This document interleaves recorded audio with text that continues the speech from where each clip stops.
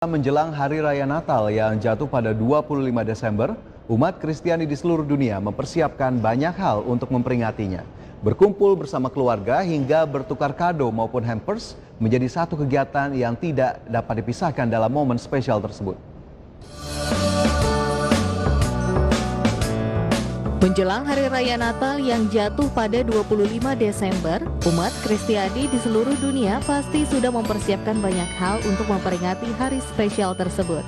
Tradisi kumpul bersama keluarga dengan bertukar kado sambil menyantap beberapa menu hidangan dengan orang terkasih jadi salah satu hal yang dinantikan selama perayaan Natal.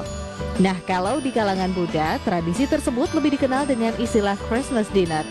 Memiliki kegiatan yang sama namun lebih kekinian, Christmas Dinner, sebuah acara makan-makan yang disantap saat malam Natal, hari Natal, bahkan beberapa hari sesudah Natal.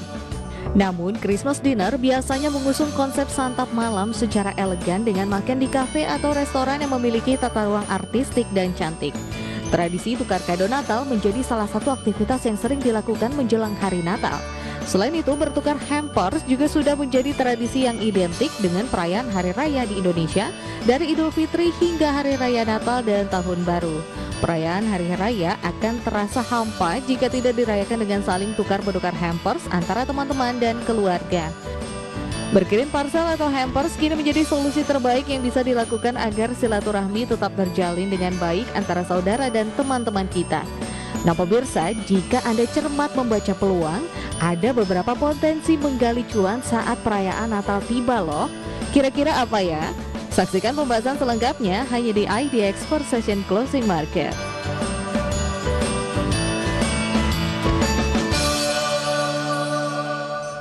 Ya, pemirsa, tidak terasa sebentar lagi sudah Hari Raya Natal begitu ya, 25 Desember. Pasti Anda sudah mempersiapkan segala sesuatunya, terutama bagi Anda yang merayakan begitu ya, baik kue-kue ataupun pohon Natal atau kado begitu ya untuk anak ataupun keponakan ataupun sanak keluarga. Nah, tidak hanya pohon Natal dan kado saja pemirsa. Momen Natal dan Tahun Baru ini juga biasanya dihiasi dengan bertukar kado ataupun bertukar hampers yang bahkan sudah cukup identik dan menjadi tradisi dengan perayaan Hari Raya di Indonesia. Baik itu Natal, Tahun Baru maupun Idul Fitri yang biasa kita juga suka berkirim hantaran ataupun hampers.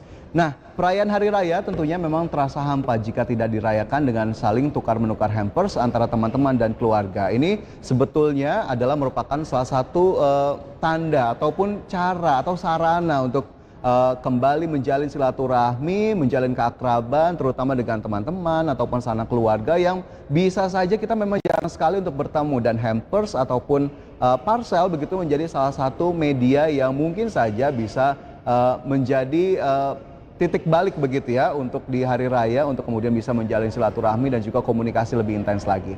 Nah pemirsa, salah satu cara agar kita tetap berbagi kebahagiaan walaupun terpisah oleh ruang dan waktu seperti yang tadi saya sudah sampaikan, yakni dengan saling berkirim parcel ataupun hampers. Bisa saja dengan diam-diam sebagai kejutan ataupun memang sudah janjian begitu ya, kita akan mengirimkan ke sana keluarga. Karena kenapa pemirsa, hampers ini atau hantaran ini bisa digunakan sebagai wujud silaturahmi saat hari raya, apalagi di tengah pandemi COVID-19 yang memang kita bisa dikatakan sudah beberapa kali perayaan Natal begitu ya, kita masih berada di tengah pandemi COVID-19, berkumpul bersama keluarga tentunya juga menjadi hal yang sangat spesial, bahkan bisa saja tidak bisa dilakukan karena keterbatasan ruang dan waktu karena adanya pandemi. Mungkin keluarga kita masih ada yang kurang sehat, kurang fit, sehingga akhirnya berkumpul secara virtual masih menjadi opsi. Nah, hampers ini bisa menjadi salah satu cara untuk tetap bisa menunjukkan sukacita dan juga kasih sayang kepada keluarga. Ya, karena kita tahu kondisi saat ini yang juga tadi sudah saya sebutkan cukup menyulitkan untuk kita saling bersilaturahmi secara langsung begitu ya, seperti tahun-tahun sebelumnya. Dan berkirim hampers maksud kami ini menjadi solusi terbaik yang bisa dilakukan agar silaturahmi tetap terjalin dengan baik antara saudara dan juga teman-teman. Karena memang kita tahu meskipun ruang dan waktu ataupun keterbatasan kita tidak bisa bertemu, teknologi saat ini semakin hari semakin canggih begitu ya. Banyak sekali online shop yang menyediakan kebutuhan menjelang hari raya termasuk parcel atau hampers secara komplit. Jadi kita tidak perlu menyusun satu persatu, kita berpikir apa saja ya hampers yang akan kita kirimkan isinya. Nggak perlu, karena ternyata sekarang sudah banyak penyedia jasa yang sudah membantu kita dalam merangkai hampers ataupun parcel kita. Jadi sudah dikemas secara cantik dengan kemasan yang bagus dan tinggal dikirimkan, tinggal pilih jasa ekspedisi ataupun logistik mana yang bisa kita lakukan untuk pengiriman. Ya pemirsa, terkait dengan hampers, isian hampers sangat beragam. Mulai dari aneka macam jenis makanan hingga barang-barang menarik lainnya. Bahkan ada juga yang memang berkirim hampers dalam bentuk cangkir-cangkir cantik pemirsa. Ini sebetulnya pasti kita tahu harganya tidak murah begitu ya. Tapi memang ini menjadi simbol bahwa kita care terhadap rekan kita atau kolega kita atau keluarga kita. Sehingga bahkan barang-barangnya sendiri tidak barang-barang yang biasa begitu ya. Atau barang-barang yang biasa kita temui sehari-hari. Nah, mungkin Anda juga pernah pemirsa ya mendengar istilah parcel, hampers dan parcel. Dua istilah yang sepertinya mirip tapi ternyata tidak sama pemirsa. Ada beberapa perbedaan antara hampers dan juga parcel, dimulai dari cara pengemasan, kemudian isinya dan bagaimana kemudian cara mengirimkannya. Karena memang hampers jika di negara-negara barat ini memang identik sekali dengan keranjang anyaman yang dibawa untuk biasanya membawa sejumlah makanan atau sejumlah barang. Sementara parcel lebih gampangnya kita identifikasi sebagai barang yang dikirimkan dalam kondisi ataupun wadah tertutup, kotak dan dibungkus dengan kertas biasanya. Dan ini dikirimkan melalui mail ataupun melalui jasa pengiriman. Jadi sebenarnya dari tampilan fisiknya saja sudah cukup berbeda. Nah ini memang yang biasanya membuat kita cukup sering keliru begitu ya antara hampers dan juga parcel. Tapi sebenarnya apalagi sih pemirsa perbedaan dari hampers dan parcel? Kita simak informasi selengkapnya dalam tayangan berikut ini. Meski terdengar mirip, ternyata parcel dan hampers adalah dua istilah yang berbeda. Apa sih sebenarnya bedanya hampers dengan parcel? Parcel adalah kata serapan dari bahasa Inggris parcel yang berarti sesuatu yang sudah dibungkus. Pada dasarnya semua barang yang terbungkus dengan baik bisa disebut dengan parcel. Dalam dunia pengiriman barang, parcel merujuk pada semua barang yang dikirim seperti dokumen, barang mentah, makanan, atau produk lainnya. Pengiriman parcel pun dilakukan tanpa perlakuan khusus, dikirim layaknya kiriman paket biasa. Sedangkan hampers mengacu pada bahasa Inggris yang berarti keranjang. Dalam tradisi Inggris, hampers lekat dengan keranjang anyaman yang berukuran besar, digunakan untuk mengangkut barang atau makanan. Jadi, hampers adalah barang yang dimuat dalam wadah serupa keranjang. Hampers dalam pengirimannya harus terpisah karena tidak boleh rusak dan berbenturan dengan barang lain. Hampers sendiri juga punya kesan lebih personal dan dekat karena biasanya dikirim pada hari raya atau hari khusus. Berbagai sumber, iDex Channel.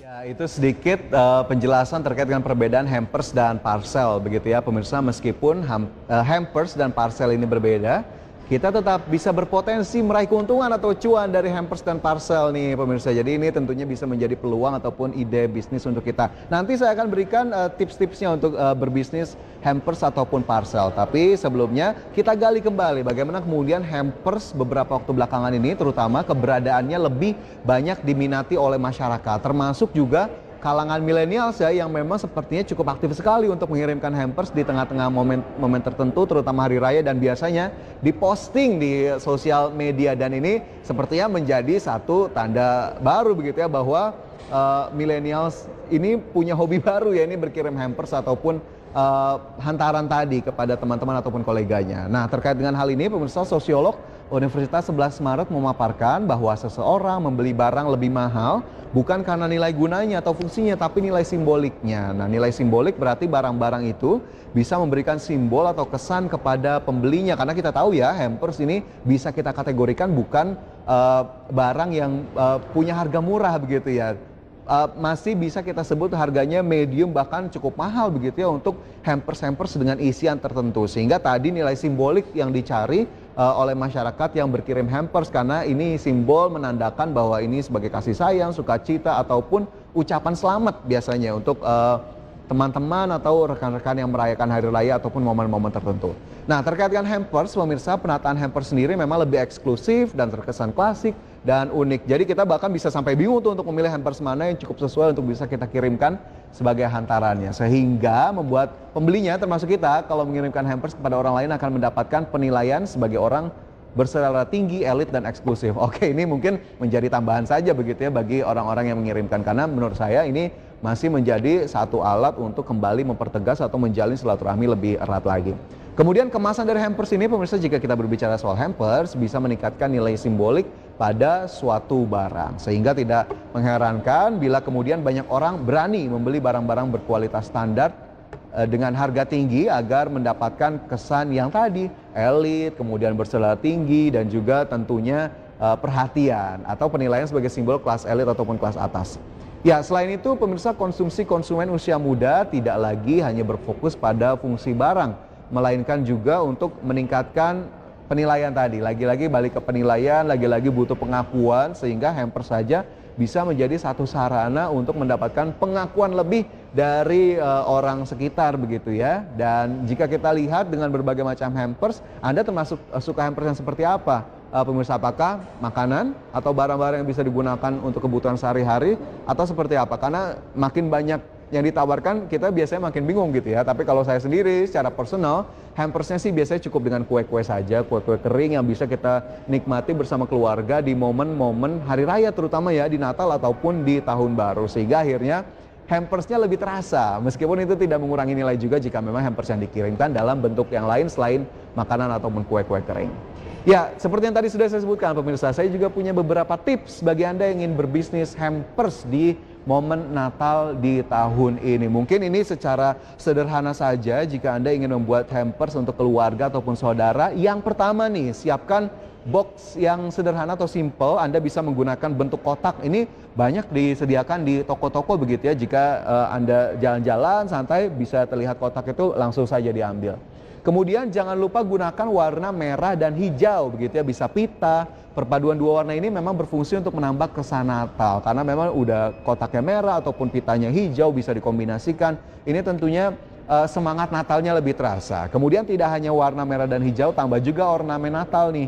Bisa membuat desain menyerupai beberapa dekorasi Natal seperti Santa Claus atau pohon cemara. Waduh, ini sepertinya unik sekali ya. Jadi untuk Natal lebih berasa sekali, terutama untuk Anda yang memang cukup kreatif untuk semakin menambahkan ornamen-ornamen. Dan jangan lupakan logo toko atau nama pengirim, minimal nama pengirim bahwa tahu ada kartu ucapannya. Biasanya itu lebih berkesan karena memang kartu ucapan yang ditulis secara pribadi itu nuansanya lebih terasa begitu ya, bahwa ini dikirimkan dengan hati yang paling dalam.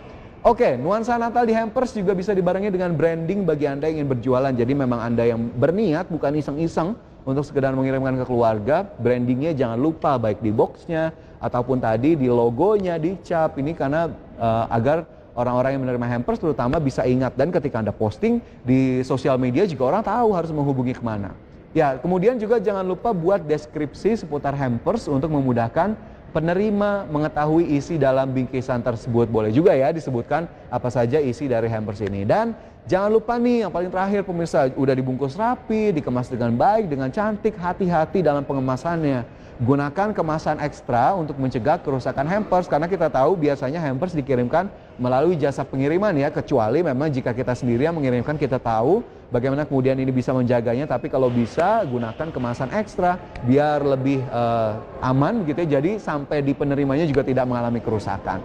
Nah, kemudian bagi Anda nih pemirsa yang bingung terkait isian hampers, saya juga punya beberapa ide menarik untuk isian hampers. Kita simak dalam infografis berikut ini.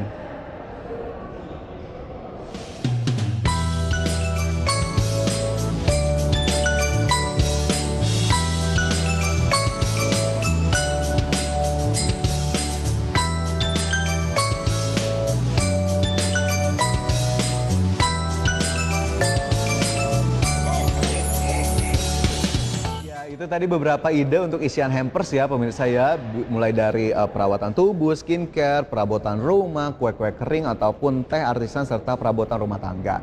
Ya, karena kita tahu pemirsa salah satunya nih selama pandemi ini kebanyakan kan kita ataupun orang-orang atau keluarga kita menghabiskan banyak waktu di rumah begitu ya, termasuk untuk me time dan mencari hiburan. Oleh sebab itu untuk menunjukkan kepedulian biasanya masyarakat akan mengirim kado berupa satu paket perawatan wajah dan tubuh untuk me time. Nah, ini tentunya tidak akan ditolak, pasti akan langsung digunakan oleh yang menerima. Selain itu tak hanya perawatan tubuh saja, pemirsa, aromaterapi seperti lilin atau diffuser juga tidak kalah diminati. Ini juga sepertinya semakin hari trennya semakin meningkat nih untuk aromaterapi ataupun diffuser, sehingga bisa menjadi salah satu pilihan untuk Anda.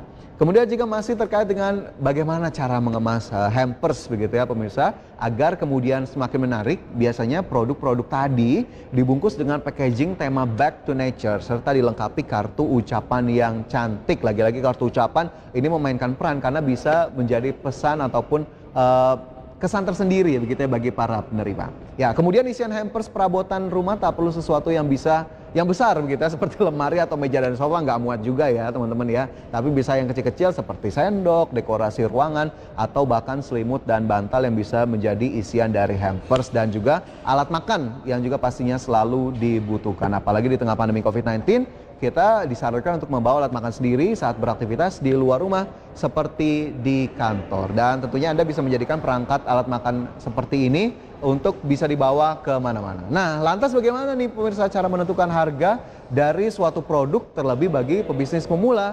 Kita lihat informasinya dalam tayangan berikut ini.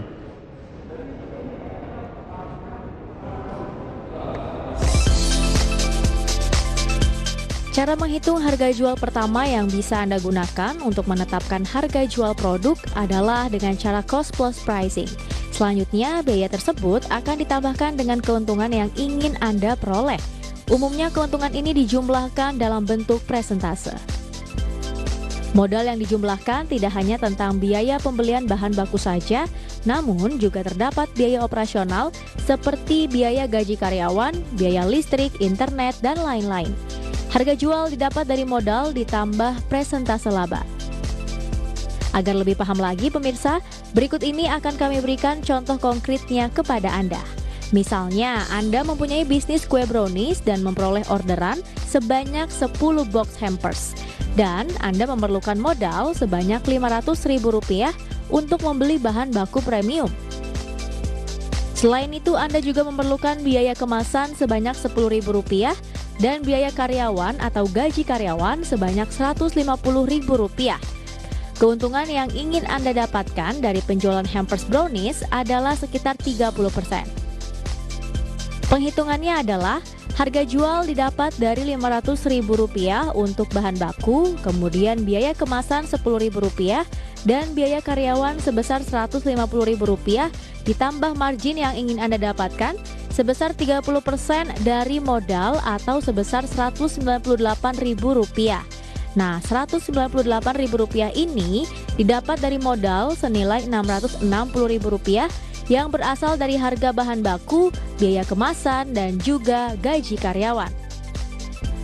Adapun pada akhirnya nih pemirsa, Anda mendapatkan total harga sebesar Rp858.000 untuk 10 box. Maka harga per satu box hampers yang Anda jual adalah sebesar Rp85.800. Nah, semoga Anda nggak bingung ya, dan selamat mencoba.